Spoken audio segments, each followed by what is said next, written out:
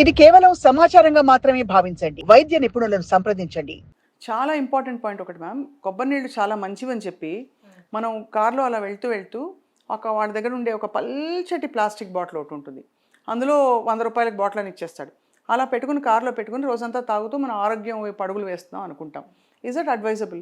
నేనేం చెప్తానంటే ఆ పల్చటి బాటిల్లో కొనుక్కోవాల్సిన పరిస్థితి వస్తే మీరు వెంటనే తాగేసేటటువంటి తీసుకోండి. It won't make much difference. ఎందుకంటే వాడు ఇలా బాటిల్ ఇచ్చాడు, కార్లో 2 కూర్చున్నారు, 3 కూర్చున్నారు, అందరూ తలా కాస్త తాగారు, బాటిల్ పడేసారు, అయిపోయింది కథం. అలా కాకుండా రోజంతా తాగడానికి వీలుగా ఉండాలి అనుకుంటే ఆ బాటిల్లోంచి మీ కార్లో ఉన్న గాజు బాటిల్లోకి ట్రాన్స్ఫర్ చేసుకోండి. అండ్ రోజంతా తాగే పద్ధతిని ఫాలో అవ్వకండి. మీరు రోజంతా పెట్టుకుని తాగడానికి అది వీలు, మీ కారు పరిస్థితి కాదు. మీరేంటంటే ఒక కొబ్బరికాయ కొట్టించుకొని తాగండి.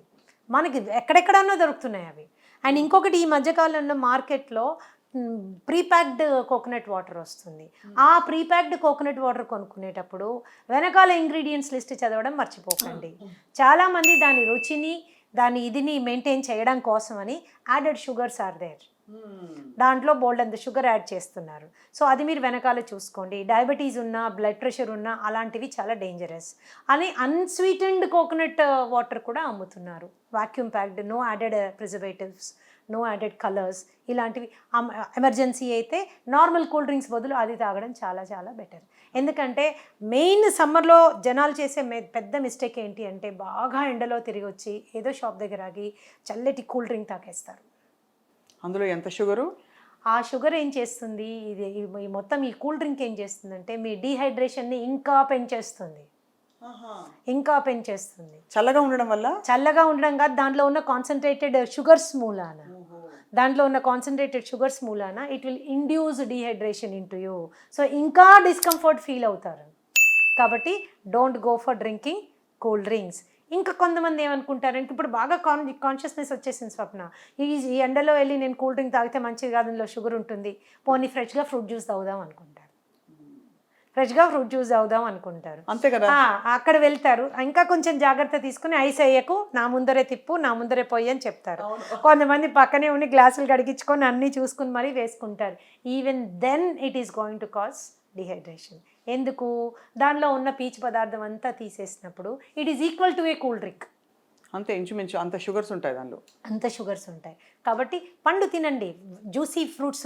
మనకి వాటర్ మెలన్ కానీ, మస్క్ మెలన్ కానీ ఇలాంటివి ఏ రోడ్డు మీద ఆగి తినాల్సి వచ్చినా కట్ చేయించుకుని అప్పటికప్పుడు తినండి. కానీ వాటిని కవర్లో వేసుకుని కార్లో పెట్టుకుని తినే ప్రయత్నం చేయొద్దు. ఏ పండైనా ఏది మీరు కట్ చేసిన ఒక 3 నుంచి 10 minutes లోపల తినేస్తే you get the maximum benefit.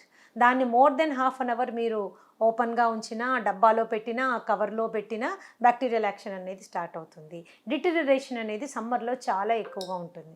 Temperature ఎక్కువ ఉంటుంది కాబట్టి త్వరగా కుళ్ళిపోతాయి. ఈవెన్ కొబ్బరి నీళ్ళు కూడా ప్రిజర్వ్ చేసి తాగకూడదు, అప్పుడప్పుడే తాగేసేయాలి. అంటే అదేదో విన్నాం మ్యామ్, భయానకమైన వార్త, ఎవరో పోయారని చెప్పి. దీని గురించి అంటే సో ఏమవుతుంది అంటే బ్యాక్టీరియల్ అండ్ ఫంగల్ యాక్షన్ చాలా త్వరగా వస్తుంది. యాక్చువల్గా ఏంటంటే స్వప్న, దాన్ని మీరు ఫ్రిడ్జ్లో కాకుండా బయట పెట్టేస్తే విదిన్ ఫ్యూ అవర్సే అది పుల్లటి టేస్ట్ వచ్చేస్తుంది, తాగలేరు.